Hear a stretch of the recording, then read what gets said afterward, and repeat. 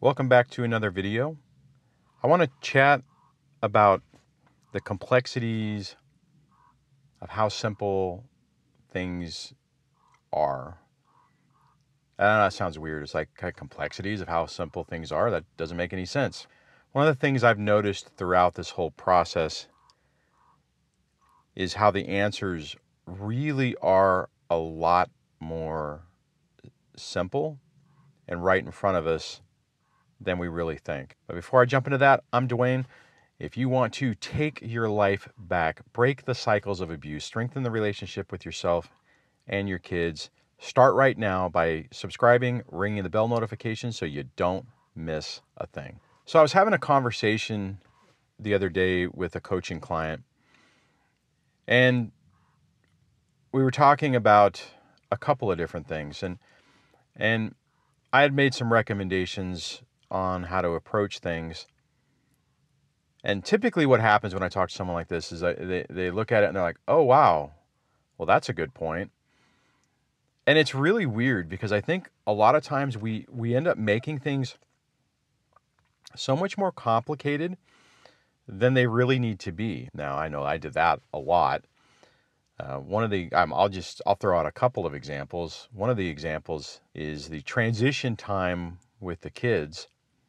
Initially, when they would come to visit me or stay with me, I approached it like, okay, this is my house, my rules. We are going to do things differently.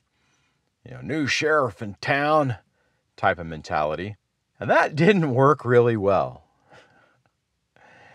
And what ended up happening for me in that situation is the kids' anxiety levels went up. Their misbehavior increased, and it made my time with the kids pretty much a nightmare. Now, after a while, I decided that I would try something a little different. I decided that I wasn't going to do that as soon as they walk in the door, make that announcement that things are going to be different at my house, and I let them acclimate back into the environment. Now, that's really tough whenever you're already stressed. You're trying to establish a new life different from what it used to be with your ex.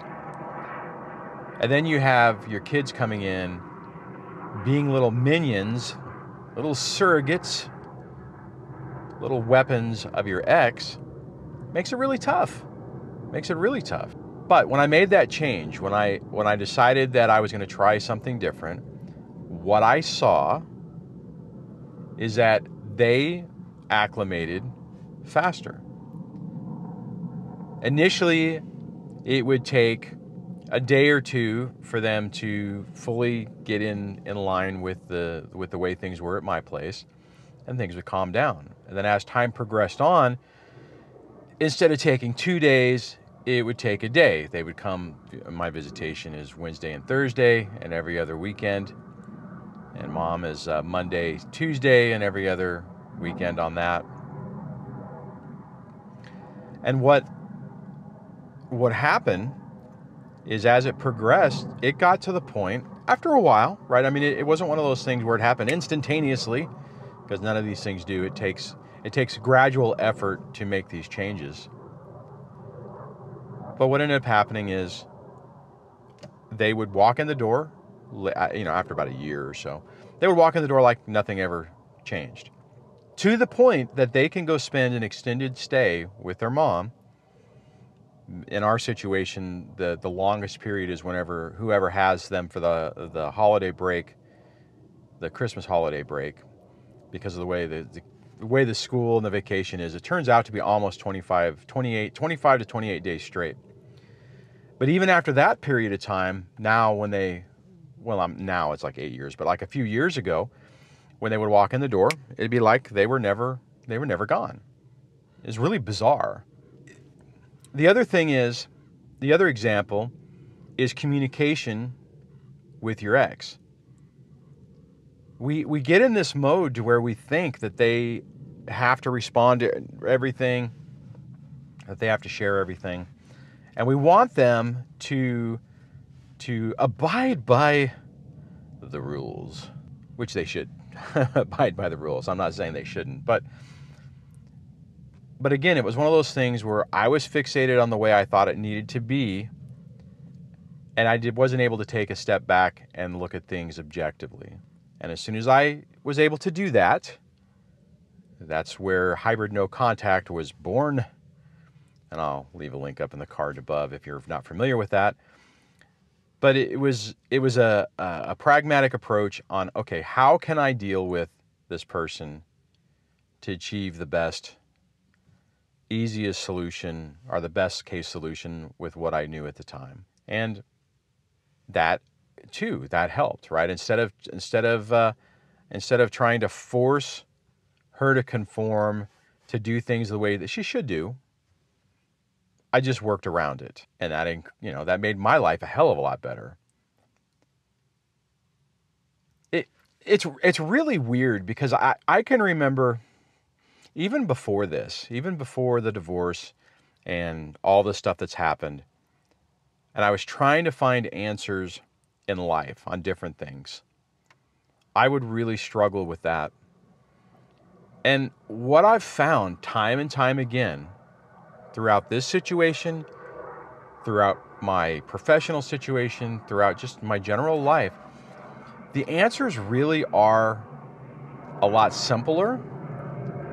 And typically they're just right out of reach. They're just a little bit beyond your perception. And it's weird. I used to think that the way I used to explain it to people is I felt like somebody was yelling at me the answer, but in a foreign language that I couldn't understand. So they're just trying to communicate it to me.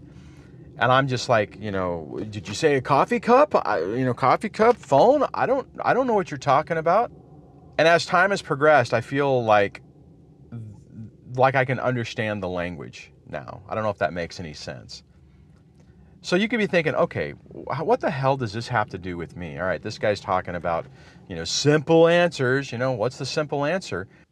And I think the thing is that slow yourself down. I know I say that a lot, but slow yourself down, take a deep breath, and try to take an objective look at what you're dealing with. Try to take a look at what really is the best course of action for you. Another thing, another example I guess I can throw out there is, me trying to figure out what I want to do with the rest of my life. What do I want to do when I grow up? And I would like to do something different. And I think the answer is that I need to do something different, right? But I can't walk away from my career, or at least I can, right? But there's a consequence to it, and there's a risk associated with it. But I think it's one of those things where you have to look at your situation and kind of go down the list of options of what you're dealing with to really figure out what's the best course of action for you. Again, to roll this back into it.